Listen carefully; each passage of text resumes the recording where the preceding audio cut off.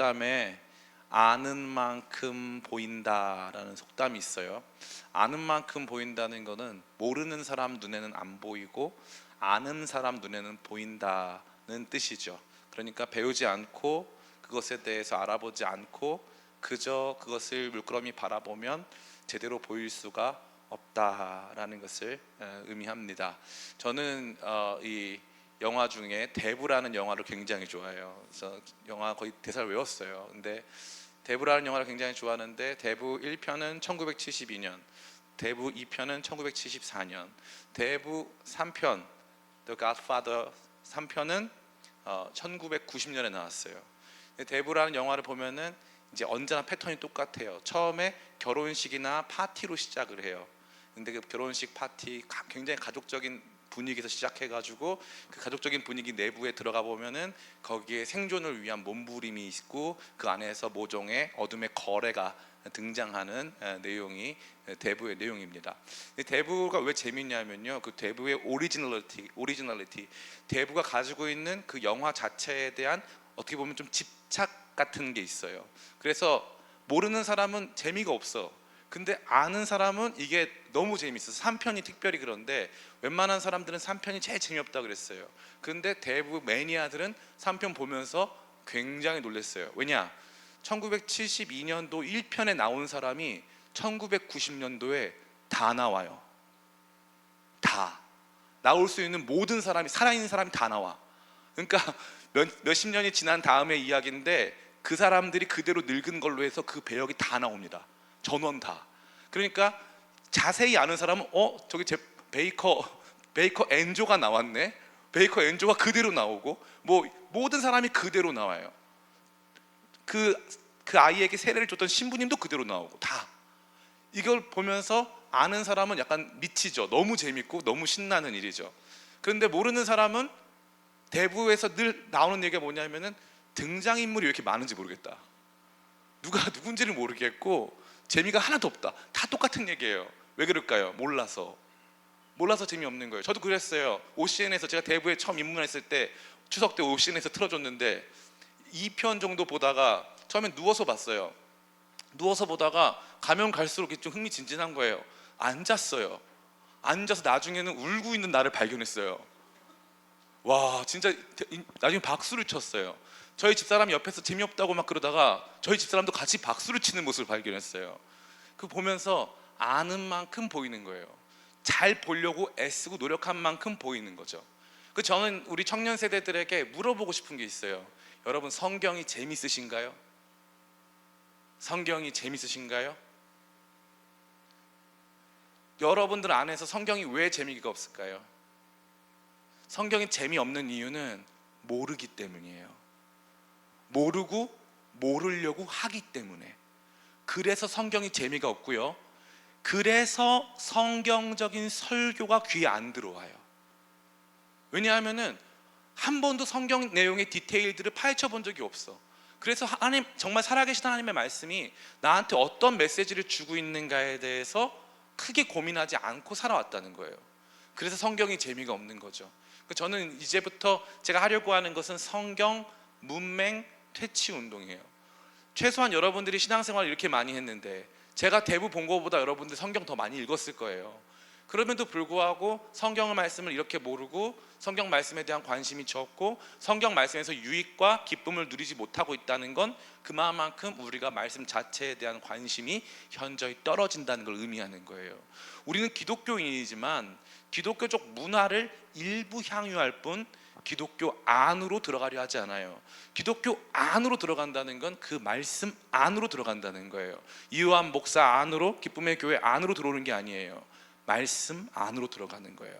그때부터 야, 이 맛이구나, 이 기쁨이구나, 이 즐거움이구나 하는 걸 알 수 있는 것이죠. 혹시 여러분 손흥민 선수 좋아하나요? 소니 월드 클래스죠. 아버지는 부인하지만 절대 월드 클래스 아니라고 하지만 월드 클래스죠. 내가 손흥민 선수를 엄청 좋아해요. 근데 축구 룰을 몰라요. 그럴 수 있어요. 그래서 이번에 손흥민 선수가 그 팬 미팅을 했어요. 근데 그 팬 컨퍼런스를 할 때 어떤 한 자매님이 질문을 했어요. 소니, 우리는 너가 패션에 관심이 많다는 걸 알고 있어. 그러면 밸런스 게임을 하자는 거예요. 챔피언스 리그 우승하기 대, 그리고 대신에 챔피언스 리그 우승하고 대신에 평생 한 벌 옷만 입는 것과 모든 브랜드의 모든 옷을 원하는 대로 다 입을 수 있는 거, 그 중에 하나 고르라 이거죠. 그러니까 손흥민이 뭐라 그랬어요? That was so easy question. 굉장히 쉬운 질문이라고 그랬어요. 나는 이 챔피언스 리그 우승하면 그냥 나는 그거면 한 벌만 입어도 된다 이거죠. 많은 사람들의 관심이, 손흥민에 대한 관심이 옷도 잘 입고 축구도 잘하고 뭐 멋있고 잘생기고 착하고 이거잖아요. 근데 손흥민 선수는 뭐 하는 사람이에요? 축구하는 사람이죠. 근데 우리가 똑같다니까요. 예수님 좋으신 분이시고, 예수님은 나를 사랑하시고, 예수님 나를 구원하셨고, 예수님 너무 좋아. 어떻게 구원하셨는데? 십자가요, 십자가. 그래서 그건 우리한테 무슨 의미가 있는데, 그건 우리한테 글쎄요, 힘내라는 의미? 이게 우리가 기독교를 받아들이는 대부분의 수준입니다. 그렇기 때문에 저는 이것과 싸우기 위해서 이 시리즈를 준비했고, 이 시리즈를 여러분과 함께 나누고 있어요. 저는 가급적이면 여러분들이 제 말이 아니라 과연 말씀이 진짜 그러한가, 제가 가르치는 이 내용이 여기 되게 무서운 말이 있죠. 19절 말씀. 그러므로 누구든지 이 계명 중에 지극히 작은 것 하나라도 버리고 또 그같이 사람을 가르치는 자는 천국에서 지극히 작다 일컬음을 받을 것이요, 누구든지 이를 행하며 가르치는 자는 천국에서 크다 일컬음을 받으리라.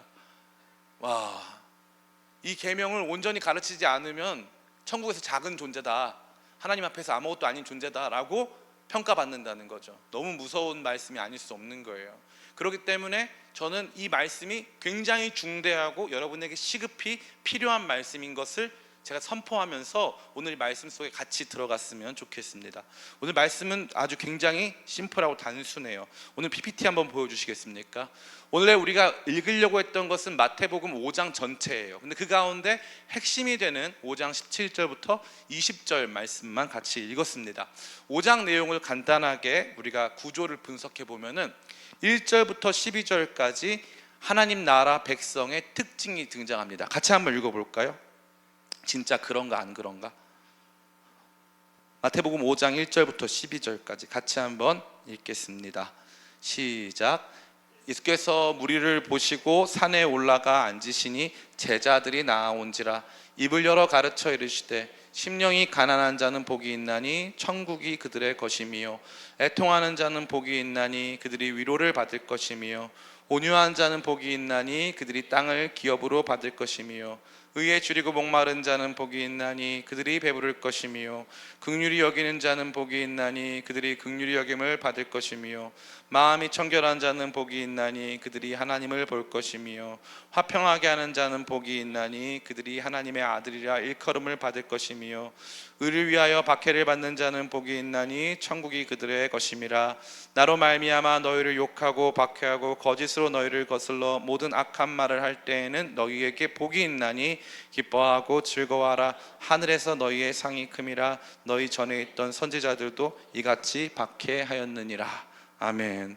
천국 백성들의 삶은 어떤 삶이다? 복이 있는 삶이다. 복이 있는 삶이다. 복이 있나니 복이 있나니 복이 있나니, 그죠? 행복하다란 뜻이에요. 그들은 행복하다, 행복하다, 행복하다. 천국 백성, 이 땅에서, 천국은 죽어서 가는 게 아니죠. 천국은 이 땅에서 경험하는 거예요.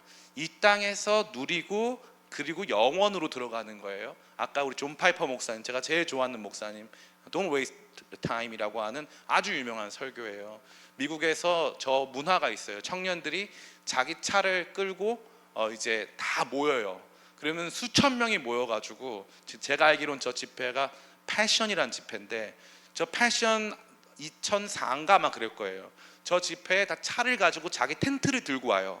그래서 주최 측에서는 식수랑 화장실만 제공하고, 다른 거의 잼버리죠. 네, 두려운 단어, 우리 쓸 수 없는 단어인데 거의 잼버리 수준인 거예요.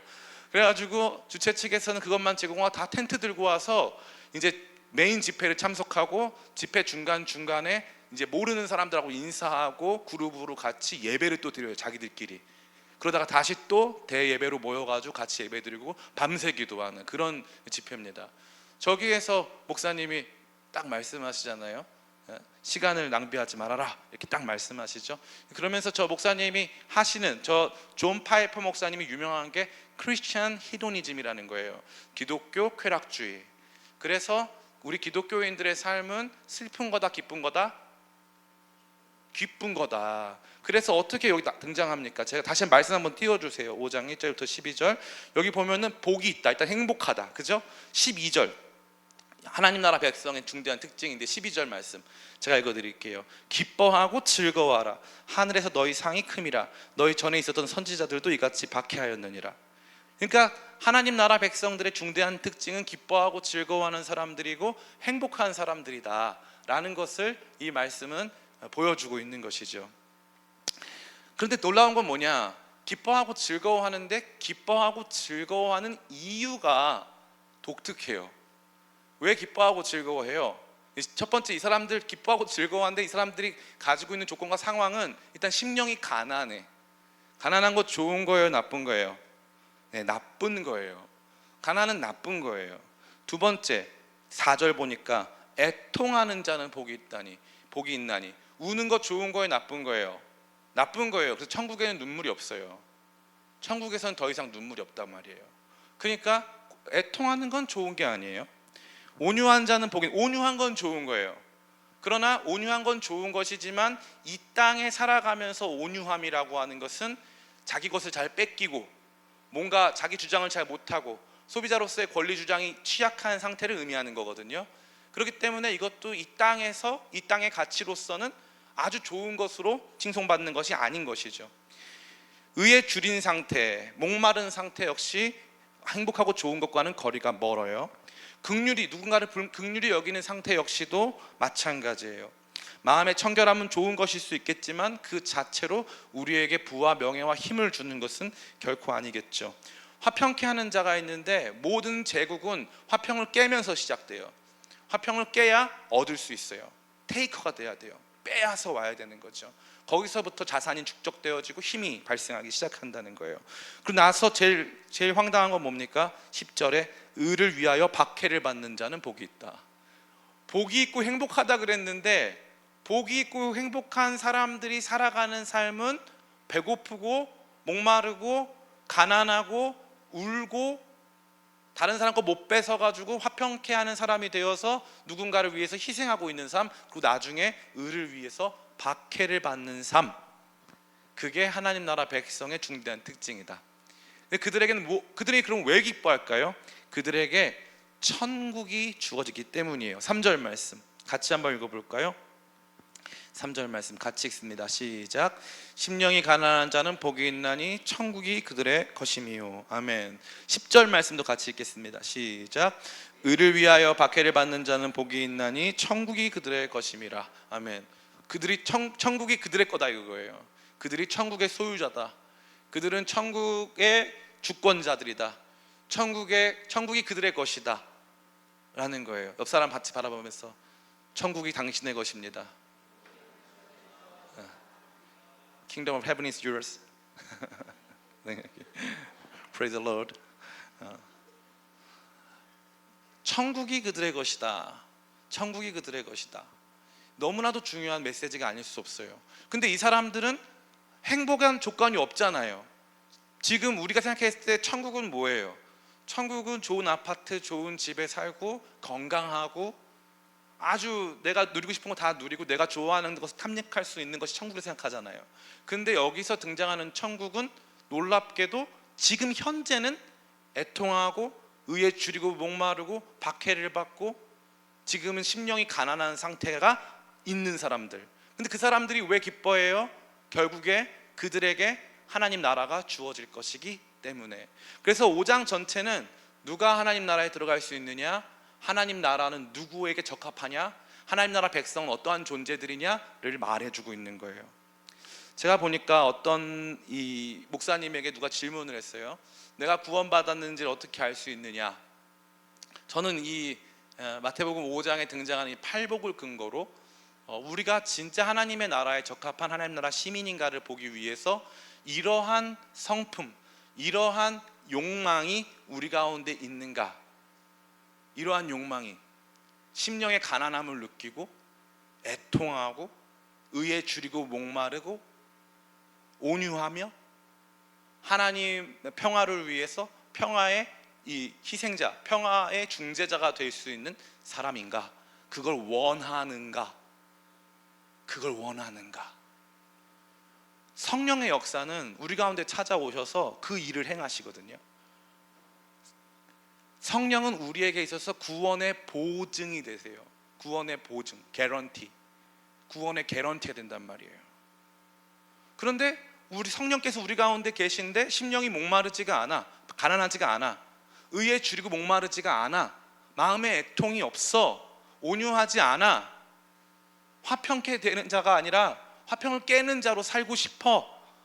이 상태가 우리 가운데, 물론 우리 옛사람이 존재하기 때문에 완벽히 우리가 그런 존재가 될 수는 없어요. 그러나 우리 안에서 너희 안에서 착한 일을 시작하신 이가 그리스도 예수의 날에 그것을 이루시다 말씀하셨는데, 우리 안에 그 하나님 나라의 작은 씨앗이 심기었느냐, 굉장히 중요한 사인입니다. 그게 바로 구원의 굉장히 중요한 측면이, 따라해볼까요? 성화예요. 그래서 존재적 변화가 일어나는 거예요. 구원받은 거는, 목사님 저 구원받았는지 어떻게 알아요? 네가 알아. 네가 알아. 너 안에서 성령이 역사하셔. 그래서 주님 더 알기 원하고, 주님 안에 거하기를 원하고, 주님 더 사랑하고, 마음이 청결하고, 누군가를 위해서 화평의 제물이 되고 싶은 마음이 있고, 그런 것들이 너 안에 자그맣게라도 시작되고 있잖아. 그건 너가 시작한 게 아니야. 그거는 하나님의 나라가 네 안에 임하기 시작한 거야.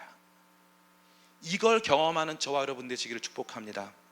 두 번째, 하나님 나라 백성의 내적 특질을 말하고 있다면, 우리 다시 오늘 PPT로 넘어가서 두 번째 특징은 무엇이냐면, 하나님 나라 백성들, 특별히 하나님 나라가 이 세상 속에서 어떠한 역할과 기능을 하는가의 모습을 보여주고 있어요. 그것은 다른 것이 아니라, 따라해볼까요? 세상의 소금, 세상의 빛. 같이 읽어봅시다. 13절부터 16절. 제가 하는 말이 그냥 그런가 보다 듣으면 안 되고, 목사님 말이 틀렸을 거라는 생각을 가지고 저를 공격하듯이 잡아먹을 마음으로 추석 송편이라 생각하고 진짜 저거 틀린 거야 라고 믿으면서 말씀을 읽어보세요. 그럼 불신과 투쟁 속의 말씀을 읽어봐. 진짜 그럼 깨달아진다니까. 자, 13절부터 16절 같이 읽습니다. 시작. 너희는 세상의 소금이니 소금이 만일 그 맛을 잃으면 무엇으로 짜게 하리요? 후에는 아무 쓸데없어 다만 밖에 버려져 사람에게 밟힐 뿐이니라. 너희는 세상의 빛이라. 산 위에 있는 동네가 숨겨지지 못할 것이요, 사람이 등불을 켜서 말 아래 두지 아니하고 등경 위에 두나니 이러므로 집안 모든 사람에게 비치느니라. 이같이 너희 빛이 사람 앞에 비치게 하여 그들로 너희 착한 행실을 보고 하늘에 계신 너희 아버지께 영광을 돌리게 하라. 아멘. 그죠? 분명히 말했죠. 앞에 1절부터 12절까지는 천국 백성들의 내적 특질, 내적 특징을 말하는 거예요. 그들의 상태를 말하는 거죠. 근데 두 번째는 그러한 사람들이 이 세상에서 소금과 빛이다라는 거죠. 소금이 뭐예요? 우리 성현이 닌자 거북인가요? 그건 닮았어요. 닌자 거북의 레오나르도 다빈치 닮았어요. 네, 감사하죠. 내가 킹 받네.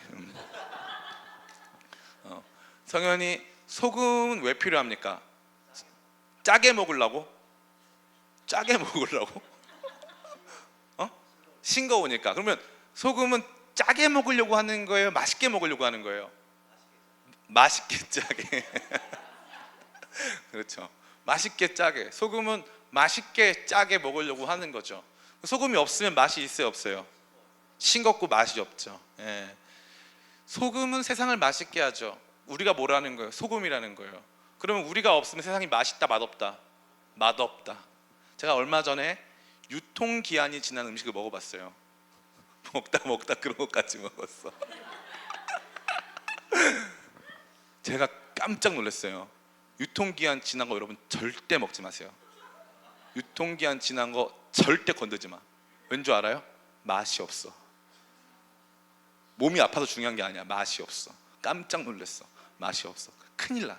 먹는 순간 이렇게 되는 거야. 절대 먹으면 안 돼. 맛없는 음식 뭐 한두 번 생존을 위해 먹을 수 있겠죠. 맛없는 음식 고통이에요. 고통, 고문이고. 그런데 너무 재밌지 않아요? 우리로 말미암아 지금 심령이 가난하고 애통하고 긍휼히 여기고 화평케 하는 자, 온유한 자, 그러한 특질을 가진 우리로 말미암아 세상이 맛있다는 거예요. 근데 우리를 아무리 들이부어도 맛이 안 나. 그럼 어떻게 되는 거예요? 버려지는 거예요. 소금은 맛이 없으면 쓸모가 없다 이거예요. 버려진다 이거예요. 버려진다. 그게 하나님 나라 백성이 이 땅에서 갖는 중요한 역할과 기능과 가치다 라는 거죠.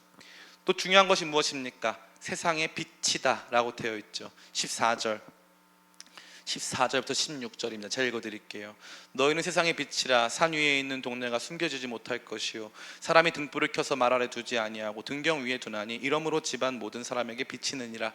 이같이 너희 빛이 사람 앞에 비치게 하여 그들로 너희 착한 행실을 보고 하늘에 계신 너희 아버지께 영광을 돌리게 하라. 참 재밌는 표현입니다. 세상의 빛인데요, 세상에 비치니까 막 창조에 비치고 막 어둠을 물리치고 하는 그게 아니라 산 위에 있는 동네가 그 빛 가운데 드러나게 될 거라는 거예요. 혹시 여러분 군 생활을 산에서 해보신 분 계신가요? 군 생활 산에서 해봤다. 제가 군대 얘기하니까 자매들 고개 숙이고 막 그러는데 그럴 필요 없어요. 모두가 겪는 일입니다. 근데 이제 저는 개인적으로 자매들도 군대를 가야 된다고 생각해요. 국방을 위해서는 아니에요. 여러분들의 건강과 안전, 뭐 여러분들의 미래를 위해서 저는 자매들도 군대 다 같이 가자, 재밌게 가자, 우리 기왕 가는 거 다 같이 가자, 이렇게 이런 느낌, 그런 느낌으로 다 군대 갔으면 좋겠고, 권진경 자매가 먼저 갔으면 좋겠고, 뭐 이런 마음들이 있어요. 가면은 이제 그 추울 때 이제 혹한기 훈련이라고 하거든요. 너무 추워요. 진짜 산 중턱에서 텐트를 치고 거기서 일주일을 사는데 너무 추워. 그 텐트에서 이제 바람이 이렇게 코에서 입에서 바람이 나가잖아요. 그럼 이게 위에 올라가면 좀 따뜻하잖아. 그러면 위에 올라가면서 이게 여기 얼어요. 위에 얼음이 돼요. 그럼 다시 내가 이 바람을 부르면 따뜻하잖아. 그러니까 그 얼음이 녹아. 그래서 어디로 떨어져? 다시 얼굴로 떨어져. 밤새. 너무 추워. 너무 추워. 아침에 진짜 너무 추워서 옷을 몇십 겹을 입는지 모르겠어요. 너무 추워서. 그리고 침낭이 다 젖어요. 그렇게 이제 혹한기 지나다가 놀라운 게 있는데, 완전 영하 10도 겨울이어도 태양이 떠올라요. 얼마나 감사한지. 옆 친구 바라보면서 내일의 태양이 또 떠오를 거야. 태양이 쫙 떠올라요. 떠오르면서 태양이 우리 텐트 쪽을 비치면 우리 다 나가. 따뜻해. 너무 놀랍지 않아요? 우리 그리스도인의 삶이라는 것은요, 위대한 태양과 같은 빛이 아니라 산 위에 있는 동네가 가리지 않는, 산 위에 있는 동네를 비춰주는 그러한 빛이라는 거예요.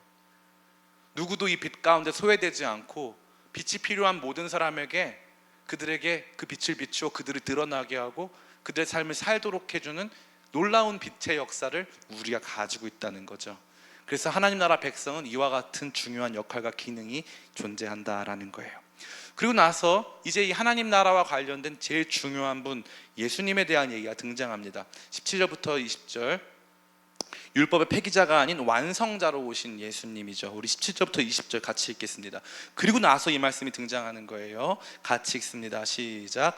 내가 율법이나 선지자를 폐하러 온 줄로 생각하지 말라. 폐하러 온 것이 아니요 완전하게 함이라. 진실로 너희에게 이르노니 천지가 없어지기 전에 율법의 1.1획도 결코 없어지지 아니하고 다 이루리라. 그러므로 누구든지 이 계명 중에 지극히 작은 것 하나라도 버리고 또 그같이 사람을 가르치는 자는 천국에서 지극히 작은 일컬음을 받을 것이요 누구든지 이를 행하며 가르치는 자는 천국에서 크다 일컬음을 받으리라. 내가 너희에게 이르노니 너희 의가 서기관과 바리새인보다 낫지 못하면 결코 천국에 들어가지 못하리라. 목사님이 약간 이 내용이 갑자기 뜬금없어요. 근데 잘 봐야 될 건 천국을 봐야 돼요. 천국이라고 하는 것이 이 전체적인 백본, 전체적인 이 이 골격을 형성하고 있는 거예요. 예수님은 뭐라고 말씀하시는 거예요? 나는 율법의 파괴자가 아니다. 난 율법의 파괴자가 아니다. 난 율법의 퍼펙터, 완성자다. 그래서 내가 하는 지금부터의 모든 말은 구약 성경 모든 이야기의 완성이다. 그 완성 안에서 그것을 근거로 나는 너희가 하나님 나라에 속하였음을 선포하고 너희가 이 땅에 소금과 빛임을 선포한다. 그 말씀을 하시는 거예요. 그리고 나서 율법의 완성자이신 예수님이 이 율법을 새롭게 완성하십니다. 그 뒤에 등장하는 말씀이 재미있는데요, 21절부터 26절 제가 읽어드릴게요. 옛사람에게 말한 바 살인하지 말라, 누구든지 살인하면 심판을 받게 되리라 하였다는 것을 너희가 들었으나 나는 너희에게 이르노니 형제에게 노하는 자마다 심판을 받게 되고 형제를 대하여 라가라고 하는 자는 공회에 잡혀가게 되고 미련한 놈이라 하는 자는 지옥불에 들어가게 되리라. 아멘. 자, 여러분의 입은 어떤 상태입니까? 따라해 볼까요? 화로다 나요. 화로다 나요. 화로다 나요. 우투미 화로다 나요. 망하게 되었도다. 여러분 망하게 됐어요. 부정한 입술로 말미암아 여러분 지옥에 가야 돼요.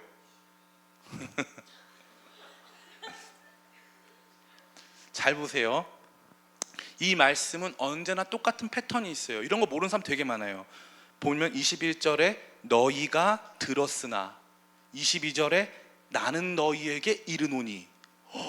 예수님이 지금 뭐 하는 거예요? 율법 수정하는 거예요. 율법 수정하는 거예요. 여러분 율법 수정할 수 있어요? 없어요? 못하죠. 율법 수정 못해요. 율법 수정은 누구만 할 수 있어요? 하나님만 할 수 있죠. 예수님이 지금 율법 완성을 위한 율법의 심화, 율법의 극단화, 율법의 내면적 적용을 강하게 심화시키고 계신 거예요. 그래서 바꾸는 거예요. 너희는 이렇게 들었으나 라고 들었죠? 말했죠? 그런데 나는 너에게 말한다는 거예요. 잘 보세요. 원래 율법은 누가 갖고 왔어요? 그렇죠, 모세. 시간 없으니까 빨리 하는 거예요. 그냥 모세가 갖고 왔어요. 모세는 율법의 수여자예요? 율법의 중재자예요? 모세는 율법의 중재자예요. 하나님이 율법을 돌판에 새겨주셨어요. 그래서 하나님이 율법의 수여자시고 모세는 그 율법을 들고 온 율법의 중재자예요. 그러니까 율법은 모세의 말이에요? 하나님의 말이에요? 그렇죠. 율법은 하나님의 말이에요. 그래서 모세는 이거 못 고쳐요. 돌판에 새겼거든요. 못 고쳐요. 돌판에 새겼다는 뜻은 수정 불가라는 뜻이에요. 못 고칩니다. 그런데 예수님이 지금 너희가 이렇게 들었지만 나는 너에게 이렇게 말한다 라고 말했다는 거예요. 이거 엄청난 도전이고요, 엄청난 선언이에요.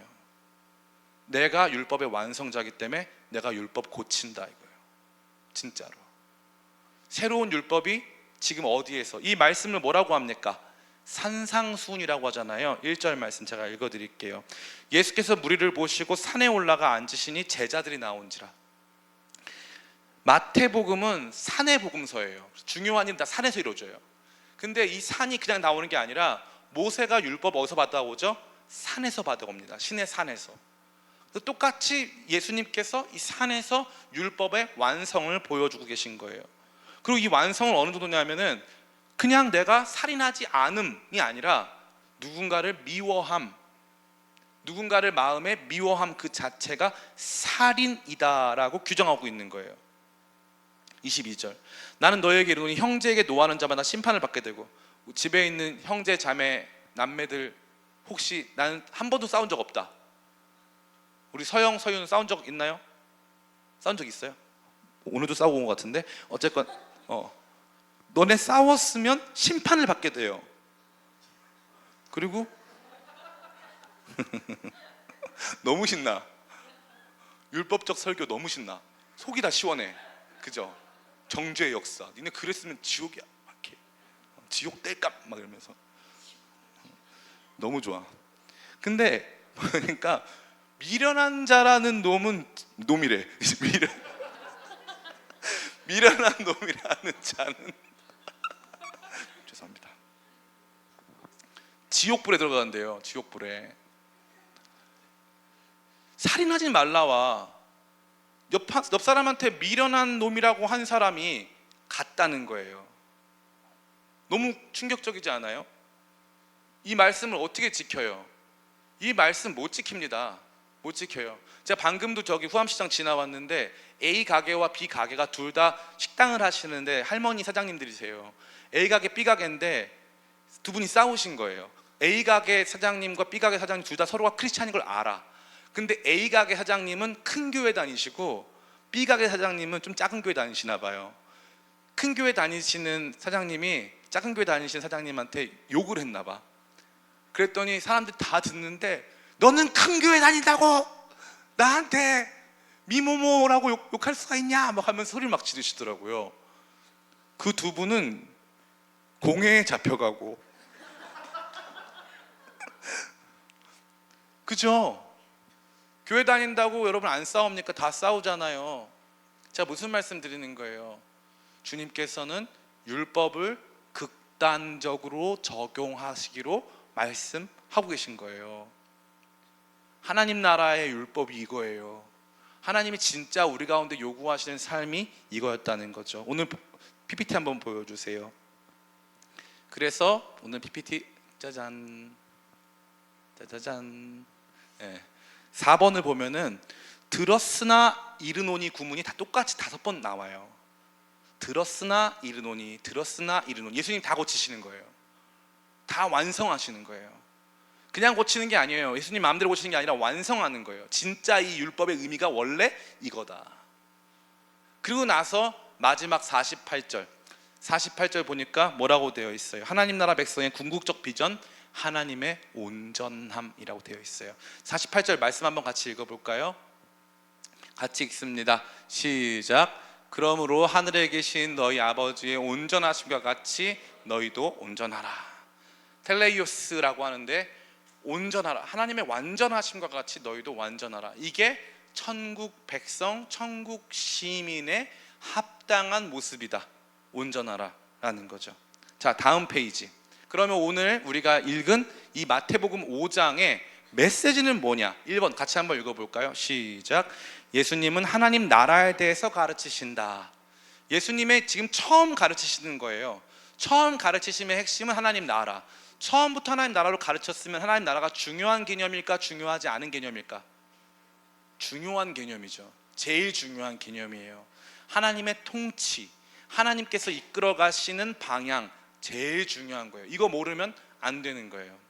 제가 여기 앉아있는 한 자매한테 옛날에 신방 갈 때 책을 한 권 사준 적이 있어요. 근데 본인은 알 거예요. 그 책은 아마 잘 읽혀지고 있을 거라고 믿어요. 근데 그 책은 이제 게할더스 보스라고 하는 이 화란의 아주 위대한 신학자인데 성경신학이라고 하는 그 책이에요. 그 책은 이 하나님 나라가 점진적으로 어떻게 확장하고 있는가를 보여주는 너무나도 중요한 책이에요. 성경은 처음부터 하나님 나라의 확장을 보여줘요. 하나님 나라가 어떻게 이루어지면서 어떻게 전개되어 나가는가를 보여준다는 거죠. 근데 이 하나님 나라에 대한 개념이 없잖아요. 그럼 우리는 이 신앙생활을 어떻게 하냐면은 이 땅에서 잘 먹고 잘 살고 문제 해결받고 축복받는 도구로 신앙을 이용한다고 생각해요. 그거는 기독교 신앙을 완전히 잘못 이해하는 거예요. 축구공으로 야구하는 거예요. 그거는 정말 바보 같은 생각이에요.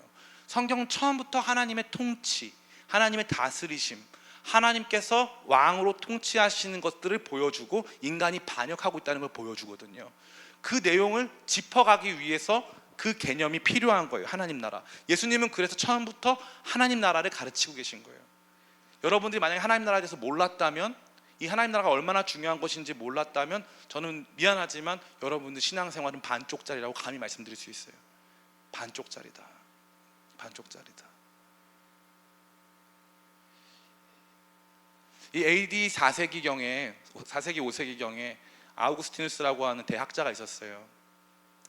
이 어거스틴이라고 하는 이 대학자는 참 재밌게도 기독교 신앙이 AD 313년에 공인되고 360년대에 지나서 로마의 국교가 됩니다. 원래 로마는 다신교거든요. 로마의 국교가 되고 재밌게도 그때쯤 해서 로마 제국이 비잔틴 제국, 그래서 이스탄불로 수도를 옮겨요. 수도를 옮깁니다. 수도를 옮긴 다음에 원래 로마 황제가 살던 궁전을 그 당시 이 교회의 주교에게 줘요. 그래서 핍박받아서 저 카타콤이라고 하는 지하에서 예배드리던 신자들은 이제 궁전에서 예배드리는 사람들이 된 거예요. 그래서 그들이 생각했을 때는 로마 제국이 하나님 나라라고 생각했어요. 그런데 그 로마 제국이 이제 멸망하죠. 서로마 제국이 멸망을 합니다. 그때 어거스틴이 그걸 보면서 하나님 나라는 로마가 아니었구나. 세상 나라 가운데서 세상 나라가 있고 하나님 나라가 있구나. 그래서 그 책 이름이 신국론이라는 책이에요. 신국론. 이 신국론 이야기는 너무나도 중요한 이야기예요. 하나님 나라는요, 역사가 지나고 세상이 지나고 정권이 바뀌고 세상의 헤게모니가 달라져도 하나님 나라는 실존하고 계속되고 있다는 것을 어거스틴이 증언하고 있는 거예요. 전 여러분들이 하나님 나라에 대해서 배우시기를 축복합니다. 두 번째, 같이 한번 읽어볼까요? 같이 읽습니다. 시작.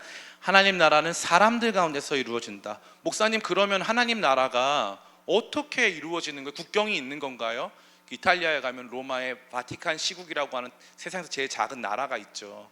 그래서 거기를 하나님 나라라고 사람들이 생각하지만 그렇지 않아요. 거기서도 온갖 문제들이 많이 발생합니다. 하나님 나라는 하나님의 주권을 인정하는 사람들 가운데 있는 거예요. 그래서 예수님께서 하나님 나라를 어떻게 가르치십니까? 사람들을 데리고 오셔서 하나님 나라를 선포하기 시작하는 거죠. 세 번째, 같이 읽겠습니다. 시작. 제자들은 하나님 백성으로 부름받은 존재로 무리들과 구별된다. 우리 5장 1절 제가 읽어드릴게요. 지금 시간이 없으니까 제가 읽어드릴게요. 5장 1절입니다. 예수께서 무리를 보시고 산에 올라가 앉으시니 제자들이 나온지라. 보세요, 두 가지 종류의 사람이 등장해요. 하나는 무리들이 등장해요. 무리들, 그죠? 하나는 무리들. 그리고 또 하나의 종류의 사람들은 disciples, 제자들. 그러면 이 말씀은 무리한테 하신 말씀이세요? 제자한테 하신 말씀이세요? 자, 제식이 제자에게, 맞아요. 근데 이 제자에게 한 말씀을 제자들만 들어요? 무리도 들어요? 그렇죠. 그래서 7장 마지막에 보면 이렇게 끝나요. 제가 읽어드릴게요. 7장 28절 29절. 예수께서 이 말씀을 마치심에 무리들이 그의 가르치심에 놀라니 이는 그 가르치시는 것이 권위 있는 자와 같고 그들의 서기관들과 같지 아니함 일러라. 아멘. 그러니까 예수님의 가르치심은 제자들을 향한 가르침인데 듣기는 모든 사람이 들어요. 그런데 놀랍게도 이 가르침은 제자들에게 주어진 것이고 제자들에게 국한된 내용입니다. 무리들은 듣지만 이 가르침 안으로 들어올 수가 없어요. 네 번째, 같이 한번 읽어볼까요? 네 번째, 같이 읽습니다. 시작. 하나님 나라는 역설적인 가치관을 특징으로 한다. 그래서 The Upside Down Kingdom이라고 불러요. 위에 있는 것을 아래로 떨어뜨리는. 그래서 오른뺨을 맞으면 왼뺨을 내어주고, 겉옷을 달라 하면 속옷을 주고, 오리를 가자 하면 십리를 걸어가 주는, 그리고 애통하는 사람이 복을 받고 의에 줄이고 목마른 사람들이 복을 받는, 행복한. 그래서 완전히 다른 체계의 가치관을 가진 세계와 나라가 하나님 나라의 중대한 특징이다 이 말이에요. 중대한 특징이다. 너무 재밌어요. 저만. 5절 같이 다섯 번째 같이 읽습니다. 시작. 예수님은 율법의 완성자이기에 율법을 오직 자신의 권위로 강화하시고 변경하신다. 이 변경을 오해하면 안 돼요. 예수님 율법 바꿨다는 게 아니라 너희는 들었으나 나는 너희에게 말하노니 라고 말씀하시면서 율법의 내용을 더욱더 심화하시고 극단화하신다는 거예요. 여섯 번째 같이 읽습니다. 시작. 예수님은 바리새인과 서기관들조차 지킬 수 없는 높은 의의 기준을 정립하신다. 그래서 예수님, 바리새인과 서기관들은 살인하지 말라, 간음하지 말라, 거짓 맹세하지 말라 이런 건데, 그게 아니라 형제에게 대해서 노하고 욕한 사람들 다 지옥에 갈 거다. 간음한 사람 간음 안 해도 음란한 마음을 품기만 했어도 니네들은 이미 다 간음한 거다. 간음의 범위를 엄청 넓게 적용하시고 살인의 범위를 엄청나게 넓게 적용하고 계신 거예요. 너무나 놀라운 거죠. 이건 바리새인과 서기관들도 요청하는 사항이 아니에요. 근데 예수님은 지금 이 모든 것을 극단화하시는 거예요. 그리고 나서 이 하나님 나라 백성은 궁극적으로 어떻게 돼야 되느냐? 7번째 같이 읽습니다. 시작. 하나님 나라 백성의 궁극적 비전은 하나님의 온전하심이다. 하나님의 온전하심과 같이 너희도 온전해라. 그래서 맨 마지막에 등장하는 게 원수를 미워하고 내 이웃을 내 몸같이 사랑하라 하였지만 나는 너에게 말하노니 원수를 사랑하고 원수를 위해서 기도해라. 우리가 도저히 따라갈 수 없죠. 왠지 아세요? 그 근거가 뭔지 아세요? 하나님은 태양, 햇빛을 의인들에게만 주시는 게 아니라 악인들에게도 주신다. 아름다운 산과 바다를 의인들에게만 주시는 것이 아니라 악인들에게도 주신다. 하나님은 온전하시다. 하나님은 완전 공평하시고 하나님은 그 누구에게도 차별이 없으시다. 하나님은 완벽하시다. 너희가 하나님처럼 온전해야 한다. 예수님 가르침이에요. 자, 나는 이게 내가 온전할 수 있는 것 같다. 손 들어볼까요? 자신 있다. 하나님처럼 온전할 수 있다. 은비 온전할 수 있어요? 우리 박수 한번 쳐주세요. 은비 온전할 수 있대요. 우리 은비 언젠가 예수님을 제대로 만나기를 축복합니다. 자, 다음 화면. 그럼 과연 누가 이러한 삶을 살 수 있을까? 1번 같이 한번 읽어볼까요? 시작. 천국 백성에게 요구된 삶. 2번 세상의 소금, 세상의 빛의 삶. 3번 마음으로도 범죄하지 않는 삶. 4번 원수를 사랑하는 삶. 5번 하나님의 온전하심을 소유한 삶. 이게 누구예요? 예수님만 이 삶을 사신 거예요. 우리는 생각해요. 이 말씀 들으면서 우리가 어떻게 이거 팔복의 삶을 살 수 있을까? 우리가 어떻게 하나님 나라 백성으로 살 수 있을까? 이거 그냥 매번 우리가 듣고 한 귀로 듣고 한 귀로 넘기는 거예요. 제가 여러분 정답을 말씀드릴게요. 정답 간단해요. 이대로 못 삽니다. 이대로 못 살아요. 예수님 뭘 말씀하시는 거예요? 이대로 살아라는 것은 우리에게 주어지는 표준과 기준이 맞아요. 우리는 이렇게 살아야 해요. 그리고 이것이 우리를 강하게 정죄하고 있어요. 너희의 의가 바리새인과 서기관의 의보다 더 뛰어나지 않으면, 낫지 않으면 결단코 너희 천국에 못 들어간다라고 예수님 분명히 선언하셨어요. 그리고 대신 우리는 이 삶을 못 살았지만 우리 대신 누가 이 삶을 살았어요? 예수님이 바로 이 길을 걸어가신 거예요. 예수님이 우리 대신에 심령의 목마름을 경험하시고, 예수님이 우리 대신 애통하시고, 예수님이 우리 대신 더 온유하시고, 예수님이 여기서 말하고 있는 천국 백성의 모든 특질을 가지시고, 예수님이 의로 말미암아 핍박과 박해를 받으셨어요. 예수님이 원수를 사랑하셨어요. 모든 것은 다 예수님이 행하실 일들이었어요. 그런데 놀라운 건 이것은 그냥 그럼 목사님 이거 예수님이 그냥 행하시면 될 일을 왜 우리한테 가르치셨나요? 예수님이 이거 먼저 행하신 다음에 우리 모두를 이 예수님처럼 살게 하시려고요. 이게 우리가 가는 길이야 선언하시고 예수님이 먼저 이 길로 들어가신 거예요. 그래서 놀라운 게 뭐냐, 아까 읽었던 말씀 5장 10몇 절입니까? 19절로 기억이 나는데 5장 19절 정확합니다. 같이 한번 읽어보겠습니다. 5장 19절 같이 읽습니다. 시작. 그러므로 누구든지 이 계명 중에 지극히 작은 것 하나라도 버리고 또 그같이 사람을 가르치는 자는 천국에서 지극히 작다 일컬음을 받을 것이요 누구든지 이를 행하며 가르치는 자는 천국에서 크다 일컬음을 받으리라.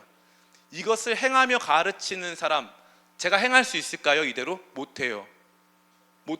부부싸움도 하고 막 그래요. 못합니다. 저 이렇게 못해요. 여러분 많이 미워했어요. 미안해요. 저 지옥 가야 돼요. 저 못해요. 이걸 행하며 가르칠 수 있는 유일한 분 누구예요? 예수님. 이걸 계속 가르치실 거예요. 율법을 계속 가르치실 거예요. 우리한테 하나님 나라 율법을 계속 가르칠 거예요. 완전한 율법, 완성된 율법을 예수님 계속 가르치시는 거예요. 예수님이 먼저 행하시고 가르치시는 거예요. 끊임없이 가르치시는 거예요. 이게 이 삶이 우리 앞에 주어진 거예요. 이 삶이 여러분 정죄하는 수단으로 주어진 게 아니에요. 이 길이 우리가 이제부터 걸어가야 하는 길이에요. 예수님은 이 길을 먼저 가셨고 이 길에 대해서 가르치실 자격이 있으세요. 그래서 예수님 그것을 우리가 가운데 가르치시고 이 길로 저와 여러분들을 인도하시는 거예요. 하나님의 온전하심을 이루는 길로 가게 하는 것이죠. 완벽을 위한 길이죠. 많은 사람들이 생각해요. 목사님, 완벽을 위한 길 재미없어요. 난 완벽하지 않은걸요. 맞아요. 우리는 완벽하지 않죠. 많은 사람들이 생각해요. 완벽하지 않기 때문에 난 그냥 이 상태 이대로 머물겠다, 이게 맞다. 자기 합리화를 엄청나게 많이 합니다. 근데 잘 보세요. 사랑을 한다는 건 내가 그 사람이 나를 아름답게 여기고 나를 기뻐하게끔 나를 만들어가는 과정이죠. 그 사람이 나를 약간 이런 느낌까지 원해요. 그 사람이 원하는 게 잘못된 게 아니에요. 그냥 예뻐져라가 아니라 그 사람이 원하는 약간 그런 모습이 있어요. 나는 그렇게 되고 싶어요. 못할 수도 있지만, 그런데 이런 거죠. 남자친구 여자친구가 있는데 여자친구가 남자친구한테 말하는 거예요. 나는 당신이 욕을 좀 안 했으면 좋겠어. 내 남자친구로서 그 입이 너무 험해. 욕을 좀 안 했으면 좋겠어. 남자애가 말하는 거예요. 내가 욕을 못 참겠어. 그래서 나는 욕을 좀 해야겠어. 사랑인가요, 아닌가요? 사랑일까요? 언제적 궁이야, 그죠? 죄송합니다. 사랑 아니에요, 그죠? 사랑하면 어떻게 돼요? 욕 좀 안 했으면 좋겠어. 그럼 어떻게 해요? 가끔 틱처럼 나와도 미안해 하고 욕을 참겠죠, 그죠? 참겠죠. 사랑은 오래 참는 거잖아요. 그 사람을 위해서 바뀌겠죠. 그 사람이 원하는 수준까지 도달하기를 원하겠죠. 걔가 나한테 강제한 게 아니라 내가 원하는 거죠. 뭐 이런 표현 안 좋을 수 있지만, 지금은 그런 제도가 많이 없지만, 제식이 만약에 그 공주님이 어느 사람 묻지 말고 공주님이 제식이를 사랑한대요. 여자친구가 있음에도 불구하고 사랑하는데요. 근데 공주님이 제식이 너무 사랑하는데 살 좀 뺐으면 좋겠대요.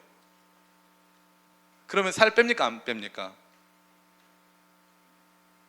굳이 자존감 굉장히 높네요. 저라면 노력할 것 같아요.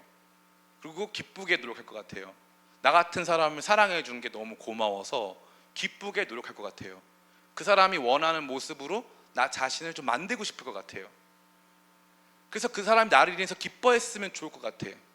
그런데 보니까 많은 이 시대의 크리스찬들 안에서 이게 없어요. 하나님의 완전하심과 같이 너희도 완전하라고 하는 것을 단순한 강압과 강제로 생각해요.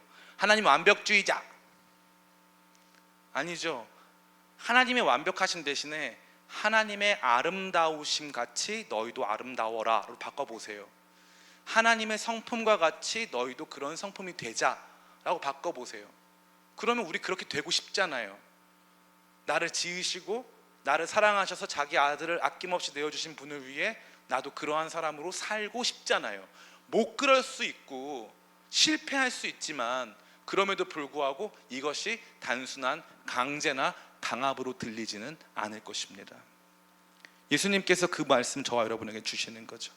우리 마지막 화면입니다.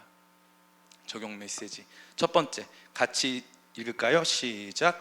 우리는 예수님의 의를 힘입지 않으면 천국에 들어갈 수 없는 존재입니다. 의는, 제가 늘 말씀드리죠, 의는 떳떳함이에요. 떳떳함. 하나님 앞에서 떳떳함. 하나님이 나를 부르시고 나에게 주신 모든 귀하고 가치 있는 것들을 향해서 말씀하실 거예요. 나는 너에게 이러한 시간을 줬고, 너에게 이러한 삶의 자원들을 주었고, 난 너에게 이런 삶을 기대했어. 그냥 떳떳함이란 거 이거예요. 저 떳떳해요. 잘 살았어요. 저만큼 살라고 하세요. 저는 충분히 잘했습니다 라고 말하는 게 떳떳함이에요. 그런데 예수님이 이 떳떳함의 기준을 상향 조정했어요. 그래서 마음으로 미워한 것도 살인이고 음란한 마음 품은 것도 간음이다. 그 정도 레벨이 아니다. 원래 율법이 지향하고 있는 목표는 훨씬 높다. 하나님처럼 되는 것이다. 하나님의 거룩하심과 같이 거룩하고 하나님의 아름다우심과 같이 아름다워지는 것이다. 이게 내가 너희에게 요구한 삶이다. 예수님 말씀하셨어요. 그러면 그 말씀 앞에 떳떳할 수 있는 사람 아무도 없어요. 떳떳할 수 있는 사람 아무도 없습니다.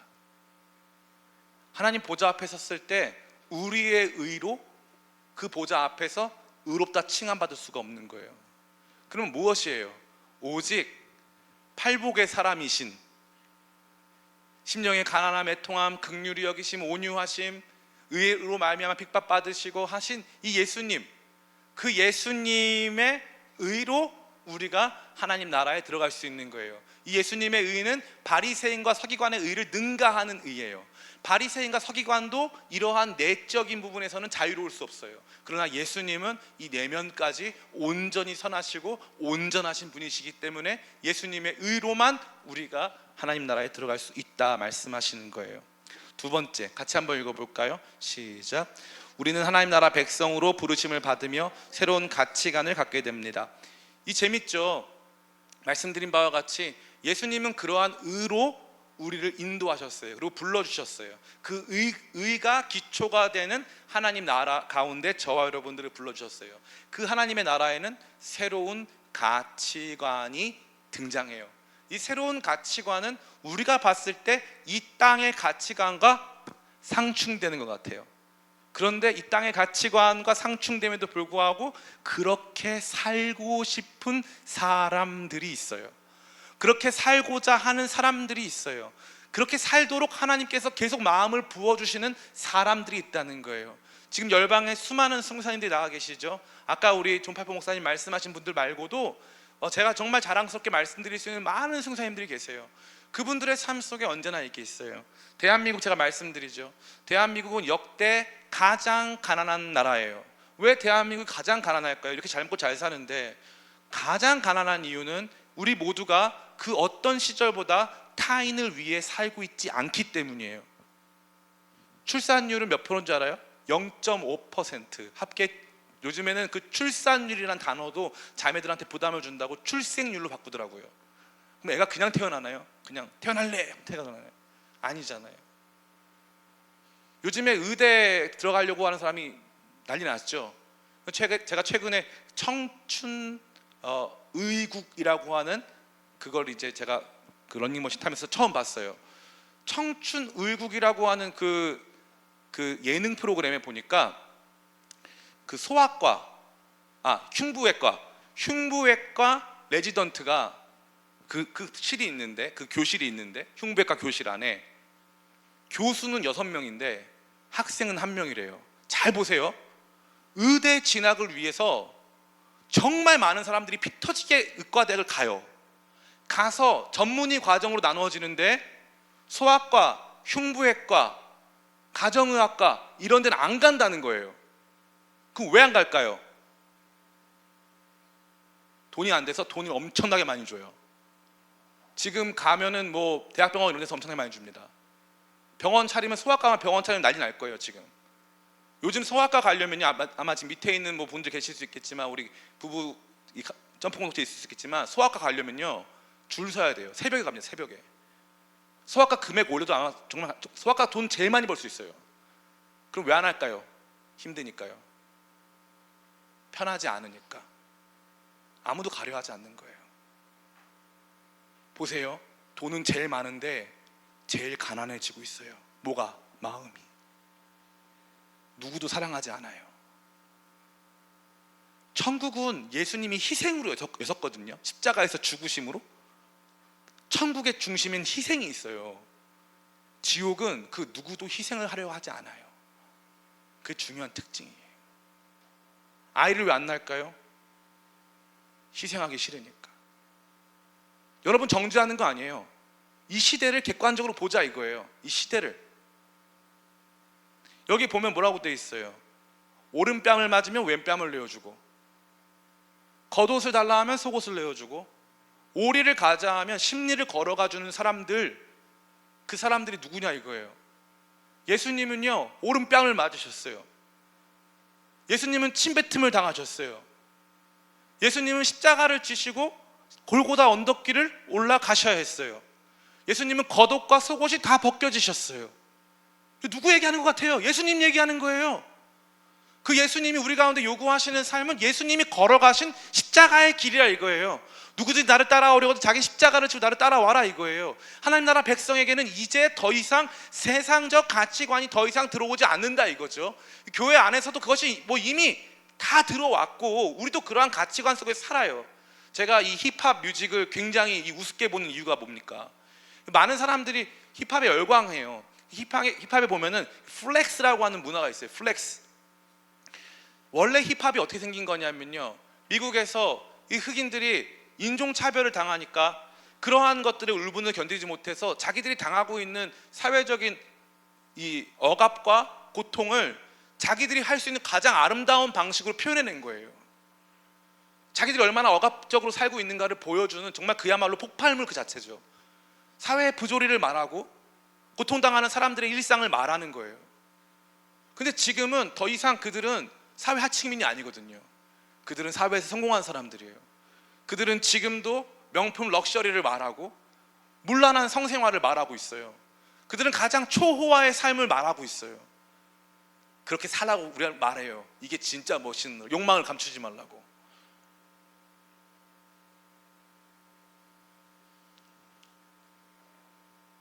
저는 너무 아파요. 물론 단순히 라임과 여러 가지 기술적인 부분들이 같이 이렇게 잘 혼합된 힙합 음악 자체는 가치 있다고 생각해요. 그러나 거기서 원래 힙합이 보여주려고 했었던 근본, 그 근본은 상실됐다고 생각해요. 내가 너보다 더 우월해라고 하는 문화가 있어요. 원래 자기보다 더 우월한 사람들이 자기를 짓밟았을 때, 우월하다고 믿는 사람이 자기를 짓밟았을 때 반항하면서 말했던 사람들이 이젠 내가 너보다 우월하다고 말하죠. 영화 기생충이 딱 맞아요. 조금만 올라가면 밟으려고 하는 거예요.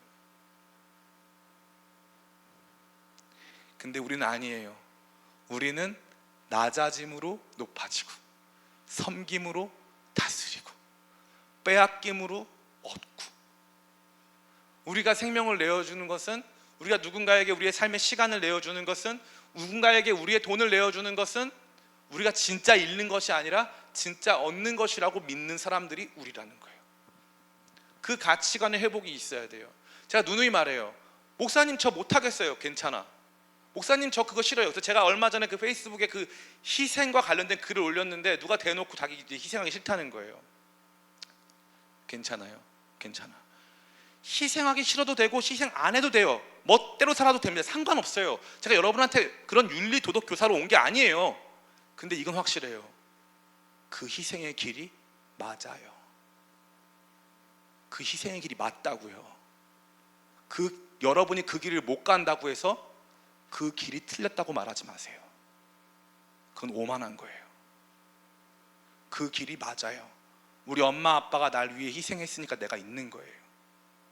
그 길이 맞다고요. 하나님 나라의 법과 질서, 희생과 사랑으로 만들어진 하나님 나라의 그 위대함이 맞다고요. 누군가 오른뺨을 맞아서, 우리 아빠 오른뺨 때렸는데 우리 아빠가 자식들 위해서 왼뺨 맞아가면서 그래서 우리의 삶이 만들어진다 이 말이에요. 하나님 나라 질서가 맞다고요. 그게 우리 가운데 요청되는 삶이 맞다고요. 못 가도 되니까 틀리다고만 말하지 말라 이 말이에요. 제가 누누이 말씀드리잖아요. 여러분 흡연해도 돼요. 제가 말하죠. 목사님 뭐가 더 나빠요? 음주, 흡연. 음주가 더 나빠. 음주가 한 1000배 더 나빠. 흡연보다 더 나빠 음주가. 흡연자들이여 자유할지어다. 진짜예요. 근데 나쁜데 못 참겠으면 하라 이거예요. 괜찮아. 상관없다니까. 마음대로 살아도 돼요. 그런데 이 길이 맞다는 것만 알라 이 말이에요. 엄마 말 안 들어도 되는데 엄마 말이 맞다고 인정 좀 하라고. 기독교가 원래 이 길이라는 걸 인정하란 말이에요. 심령이 가난한 자는 천국이 그들의 것입니다. 인정하라고. 애통하는 자가 위로받는다 인정하라고. 왜 인정을 안 하냐고. 왜 아닌 척 딴 데로 가려고 하냐고. 십자가의 길이 진짜 맞다고 인정하라고. 복음이 진짜 율법의 완성인 걸 인정하라고. 그게 저를 화나게 하는 거예요. 하나님 나라 백성은 그 길로 가는 게 맞아요. 못 가고 있어서 주님께 죄송하고 못 가고 있어서 답답할 수 있어요. 근데 그 길이 맞다고 인정하는 거예요. 이 말씀 앞에 고개 숙이는 거예요. 맞습니다, 주. 오늘도 누군가 앞에서 엄청난 권리 주장으로 누군가와 싸우고, 그래서 얻어내고, 누군가 울리고, 누군가를 괴롭히며 살아왔던 우리의 삶 속에 하나님 나라는 그런 나라가 아니야 라고 하는 외침이 다가와야 되는 거예요. 그러라고 이 말씀이 있는 거예요. 누가 가르치시는 거예요?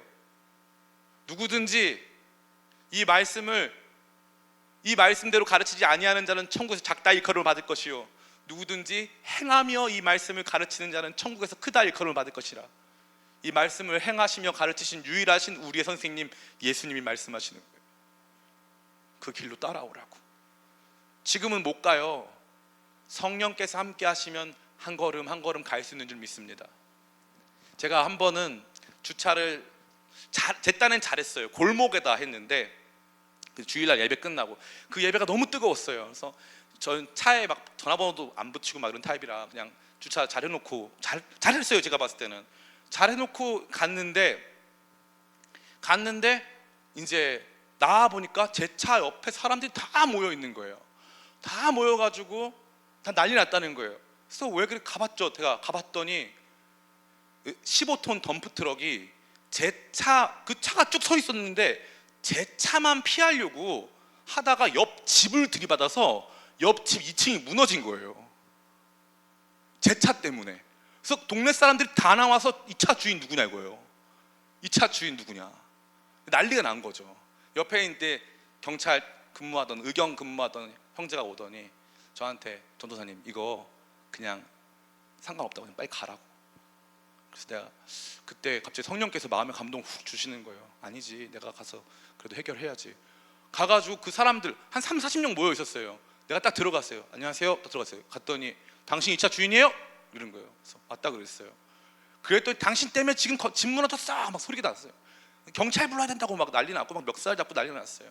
그래서 제가 그랬어요. 맞어요. 제가 다른 차 쭉 서 있었는데 그 덤프 트럭은 왜 제 차만 피하려고 그랬는지 모르겠지만 어쨌건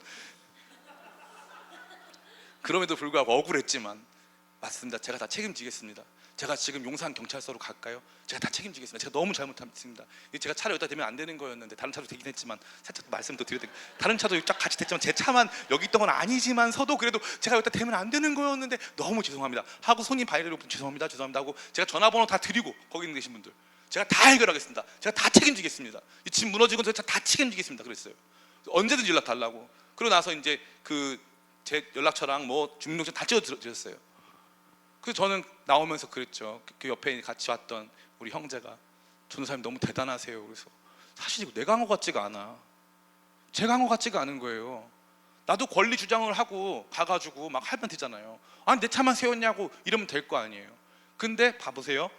일요일 날 교회 옆에서 누가 양복을 입고 나왔어. 이 사람은 스님일까 전도사님일까? 스님이가 전도사님, 전도 스님이고 막 전도사님이죠. 내가 거기서 막 권리 주장하고 다른 차도 다 세웠는데 왜 저한테만 그러세요? 이러면 덕이 안 되잖아. 그러니까 하나님 나한테 감동을 주시고 용기를 주시는 거예요. 용기를 주시면서 네가 다 해결할 수 있다고 말해라. 가서 다 해결했어요. 그러더니 사람들이 정말 마음이 눈 녹듯 녹은 거예요. 한두 사람이 말하는 거예요. 아, 저 차만 저렇게 세운 건 아닌데 왜 그래? 하면서 한두 사람이 말을 해주더라고요. 자연스럽게 모든 것이 풀렸어요. 끝나고 나서 내가 기다렸어요. 용산경찰서에 전화를 기다렸어요. 제가 얼마나 큰 죄를 지었는가. 근데 전화가 그 다음에 지금 20년 동안 한 번도 안 왔어요.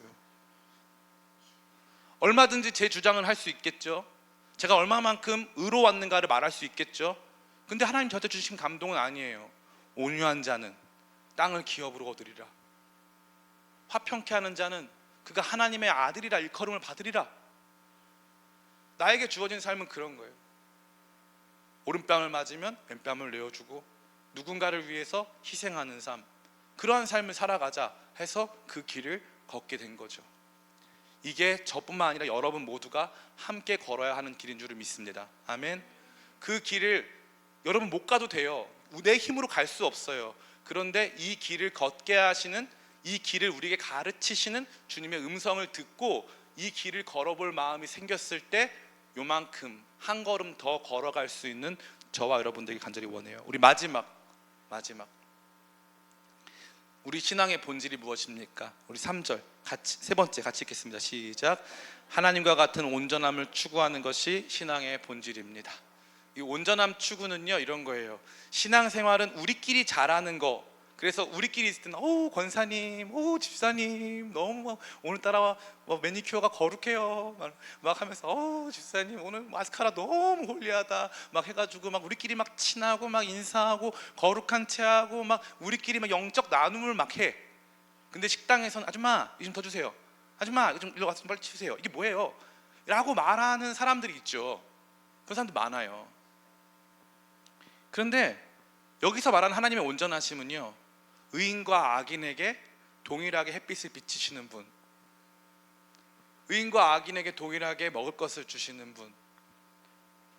그래서 그 하나님은요 완전하신 사랑의 하나님이세요. 원수를 사랑하고.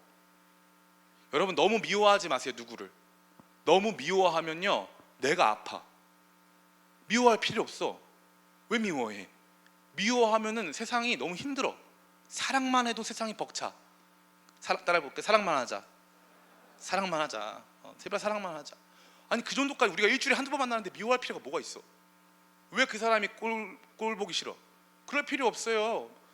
다 똑같아. 우리도 그런 면이 있을 거야. 저는 그래서 너무 행복해. 저는 정말 감사한 게 사랑의 은사가 있어요. 진짜로. 목사님 저한테 연락도 안 하시고 무슨 사랑의 은사가 있다고. 연락과 사랑을 혼동하지 마세요. 진짜로. 연락과 사랑을 혼동하지 마세요. 유치한 거예요. 정말 우리가 그분 안에서 같이 함께하고 제 기도 안에 언제나 여러분이 있어요. 그렇기 때문에 여기서 유치하게 신앙생활하지 말고 진짜 하나님의 온전하심을 쫓아가려고 노력하고 애쓰며 그 길이 맞다 믿고 그 길로 가게 하시는 주님을 의지하고 먼저 그 길을 걸어가신 예수님 바라보는 저와 여러분 다 되시기를 예수님의 이름으로 축원합니다. 아멘. 우리 같이 찬양하고 우리 같이 기도하겠습니다.